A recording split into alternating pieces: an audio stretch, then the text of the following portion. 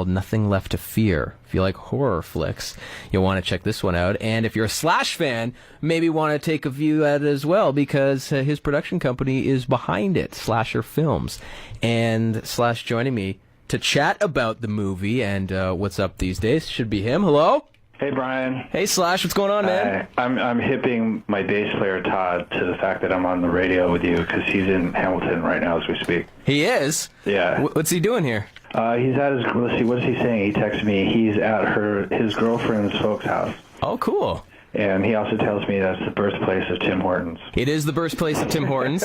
That's correct. And, you know, it's also the home to the band Monster Truck, and I saw you tweet about them once. I love those guys. Yeah, that's right. I knew they were from there, too. Yeah, man. They're probably one of my favorite, well, they are one of my favorite new band that's been out touring, that's, you know, just started to get records out and so on. We're really digging their stuff here at Y108 as well.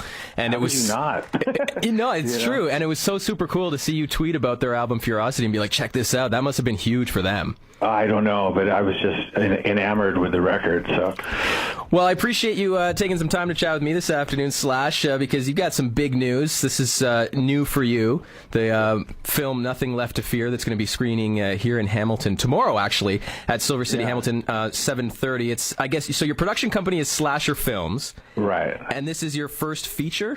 It's my first feature, and it's actually been, you know, it's one of the little movie that could kind of stories. I first got the script, it was like really 3 years ago, and we really had to do this whole thing from the ground up, you know, with very little money. We had a real production, but at the same time just scraping dimes, and it's finally coming out, so it's pretty cool. Must be pretty exciting for you. And so you were producer and score co-writer as well with composer Nick O'Toole. Right. Horror movies, is that something you've always been into, or is it just movies you wanted to get into, or specifically horror? Horror, yeah, specifically horror. That's always, you know, I mean, I love a lot of different types of movies, but my favorite genre of film has always been horror movies.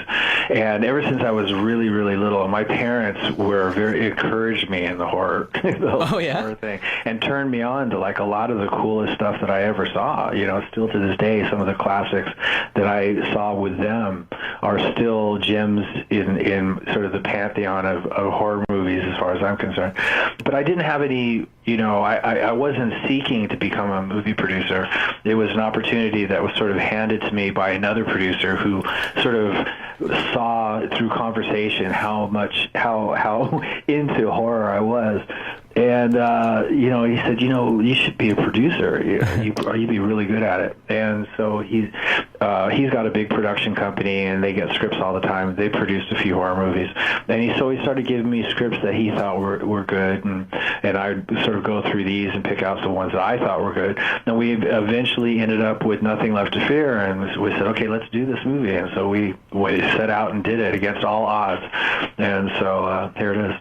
We're talking to Slash this afternoon and about the movie Nothing Left to Fear. You're, you know, producing it, and also with the score co-writer. How does it work? Do you do the music first, or do you wait for the movie to be done and then write around it? How does that happen? Usually what happens is, you know, they'll do the movie and then hire the composer at the last minute. But because I'm because I'm there from the ground up, I started working on music ideas based off the script and off of director Anthony Leonardi's first storyboards. So I started, you know, really coming up with different ideas and giving them over to Anthony and seeing which ones fit his audio vision, I guess you say, for the movie. And then I started working with, because I didn't want this soundtrack to be guitar, I had a scoring composer / sound designer sort of interpret my music into an orchestral format. Oh, nice. And it was really a lot of fun. We worked in tandem on the whole thing, and a lot of this stuff I was doing while I was on the road. I was making this movie sort of in the same time that I was making the last album and the last tour. So busy dude all the time. Yeah. Keeps me out of trouble. Yeah, I guess it would. And Miles Kennedy worked with you on this as well, right? Well, we did the theme song together. It's just Miles and I. It's a pretty haunting, very slow, very different than anything on the last record. Like no drums or anything? Cool.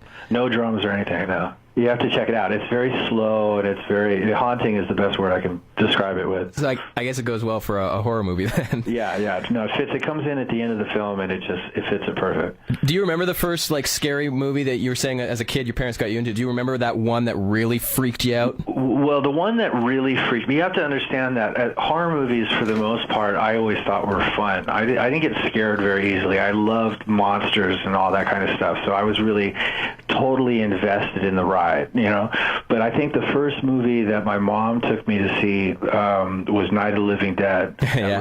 That really scared me. And I was probably 7 or 8, something like that. And that one, I saw it as a double feature with The Exorcist. And The Exorcist didn't scare me, but it didn't. No, because how could you? It was more fascinating than anything. I mean, Blair was so animated, it's so awesome. I mean, her head turned all the way out around, and she split pea soup, and she cursed. So I was really into that. But Night of the Living Dead really creeped me out. I remember that being the first movie that really genuinely scared me. Have you gone back and watched it since as an adult and been like? I've seen it a million times since then. Yeah. I mean, it's got this great raw vibe to it, and it's very real. It's almost like a POV kind of thing, and it's it still works to this day. But the scene that bothered me then and still gets me is when the mother is dealing with her daughter who's turned, and her daughter gets this spade, and she keeps coming, and her mom just can't believe that she's actually a zombie until it's too late, and the daughter starts stabbing her with this spade, and it was just like, Jesus Christ. Yeah, no kidding. Well, Slash, hey, if you don't mind sticking around, I'd like to talk to you more about what your movie's all about, but we gotta hear one of your tunes, man. So some Slash coming up next, and we'll talk to him more about his film that's screening tomorrow next. Y108 Skyview Rocks, Velvet Revolver, and Fall to Pieces, joined by Slash this afternoon. Slash has a new movie that's screening tomorrow in Hamilton. It's called Nothing Left to Fear, 7:30 at Silver City, Hamilton. And, we were talking about horror movies and the ones that you enjoyed watching as a kid, Slash, but let's talk about this one, your movie, Nothing Left to Fear, and what it's about. It's a pastor that moves to a new area. Well, I mean, it's a young pastor and his family that get invited to relocate to this rural town of Stall in Kansas. And Stall is a real place with a real mythology about it being the one of the 7 gateways to hell. And it's got this infamous church and graveyard there that has all these stories that go back to the 1700s about it, witch burnings and a lot of bizarre stuff. A lot of it, some people say, was just made up by college students that were hanging out there. A lot of it, they say, is for real. All I know is the Pope won't fly over this town. I heard about that. Yeah. And so they relocate to this small community out in the middle of nowhere, and for the retiring pastor to leave and this young pastor to take over. But it's really a front to a much more diabolical big picture, and that's all I'm going to tell you. I'm going to tweet out the trailer to it, because I did watch the trailer, and it looks like there's some pretty good special effects and whatnot in it. Yeah, but it's all practical effects too. It's very old school in that sense, just makeup and whatnot. There's not really any. There's a little bit of CGI in it that has to do with some of the textural stuff that's going on. You'll sort of notice it, shadows and stuff, but it's very much sort of in the vein of some early 70s horror movies. Now, Slash, I know that you played a radio DJ once, right, in an episode of Tales from the Crypt. You ever going to go in front of the camera again, not as yourself? I'm not really an actor, probably for the same reasons that I don't sing. I don't want to act. I don't have that kind of outspoken personality that wants to express himself verbally or try and do any of that. So the couple times I've done cameos, when they asked me to do Tales from the Crypt, I couldn't turn it down. But it was definitely an entire day out of my comfort zone, and I hardly had to say anything, But I like the job of producing because it's out of the limelight. It's really just being responsible for making something cool happen. Like there's a great story, let's get it made into a movie and facilitate that happening and finding the right people to do it and so on and so forth. And I like that aspect of it. And it's cool in this day and age, to have Twitter to tweet out about what's happening and when the movie's playing and whatnot. We talked about you mentioning Monster Truck on Twitter earlier. when you were a kid growing up, if Twitter was around, I mean, it's pretty cool, right? That sort of fans can really follow their favorite musicians and favorite bands, like you. As a kid, is there someone that you would have like definitely made sure you followed and tweeted to if it was around when you were growing up? Oh yeah, I would have followed the Aerosmith guys. I would have followed the same people I follow now. You know? Yeah. The guys from Motley Crue. You know, I mean, if Zeppelin were around at that time and they had a Twitter account, I would have followed them. I mean, you know, Twitter would have been great. The only thing I have to say is that, you know, I mean, Twitter is great for giving firsthand information out to, you know, your fans and stuff, and I love it for that. It's great for interaction with people that, you know, follow what you're doing. Yeah. And it's honest, you know, as long as the information you put on is honest. It's not like having to depend on it on magazines and stuff like we used to have to. You never knew if it was going to be accurate.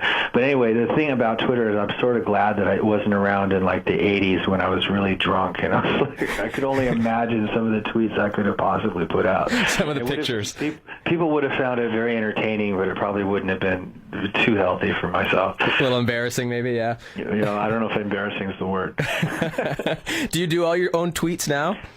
Pretty much, I'd say 95% of it. Every so often, the office will put out like some official details about something, you know. But you can always tell which my tweets are because I have a signature for them. Yeah. And their tweets say /news. You got the guy at that. Well, it's like you with the hat and the smoke and whatnot. Yeah.